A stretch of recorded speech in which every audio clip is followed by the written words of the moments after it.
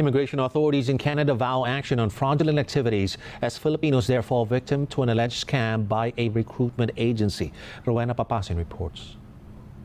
Hundreds of Filipino victims are demanding the return of the thousands of dollars in fees that they paid to Filipino-Canadian Joseph Miranda, alias Joseph Powers, CEO of the Promised Land Consultancy operating here in Vancouver, BC.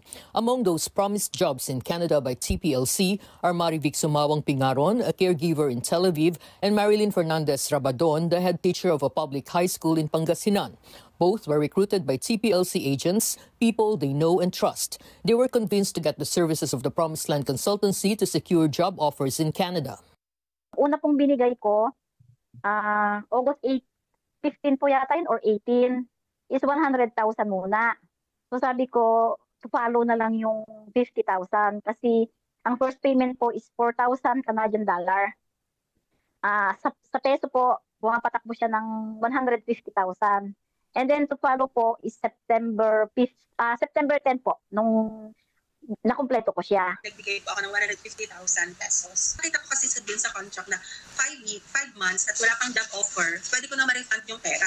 So, ang lakas ng ng loob ko na magbigay ng kasi anyway, after 5 months, ma-refund ko naman. Pingaron paid TPLC more than $8,000 in 2 installments, but Rabadon refused to pay more than the $4,000 initial deposit. But after several months and still no job offers, they demanded a refund. Ang sabi ko po sa kanila, di ba ang sabi nyo, yung second payment, maayos na yung lamian ng anak ko. Bakit ngayon sasabihin nyo sa akin na ang last payment, lamian na naman?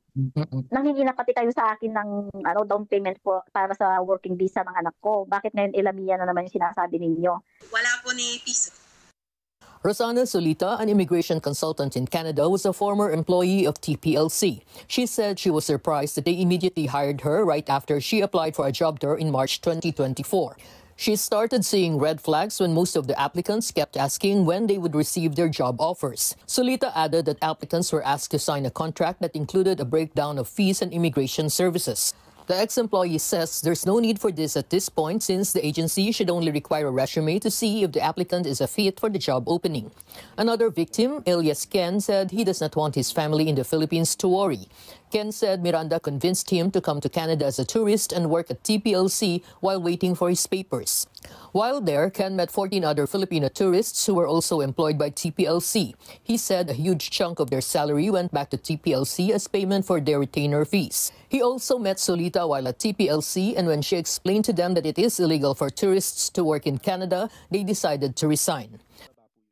Ken said they also tried to get a refund of their payments to TPLC, and when they couldn't, they filed charges at the Small Claims Court of BC with the help of the Migrant Workers Center. They also filed 12 charges for unfair wages against TPLC and complaints before the Canada Border Services Agency and the College of Immigration and Citizenship Consultants. To tell you honestly po, parang sa akin, tinanggap ko na nawala na yung pera ko. Yung fight na lang po talaga ngayon is for awareness and para alam mo yun, mapanagot po yung may sala and hopefully maibalik po yung pera ng iba. Kasi naririnig ko po yung story ng ibang tao. Sobrang paghihirap po nila, life savings po ng utang. Until now, tumutubo yung interest, mag-iisang taon na. So parang baon na baon po sa utang yung ibang tao. So parang ang hirap din po sa kalooban na nagamit po kami na maibaba po yung ibang tao. Solita said Miranda may face 5 criminal charges, including fraud, offering immigration services without a license, and illegal recruitment of foreign nationals. Solita admits it is unlikely that the victims will get their money back. Many of the Promised Land victims have submitted their complaints to the CBSA. Gusto po naming pagbayaran niya, makulong siya. Hindi lang po si Joseph Miranda ang dapat makulong. Dapat po pati yung mga kasamahan niya. Kasi naturuan na po niya yung mga yan. The CBSA refused to confirm if they have already started their investigation against Miranda. But in their statement, the CBSA assured that it carefully investigates any complaint that violates customs and immigration laws and labor market impact assessment or LMIA scams. The CBSA also urged victims to report their complaints online through the CBSA Border Watch. The company now has a new social media page called PLC Global Solutions, where it continues to recruit for job openings in different countries. It also has a new address in California. The Department of Migrant Workers already issued a warning last March against the illegal offer of visa and consultancy services by companies like Promised Land, which are not licensed by the DMW.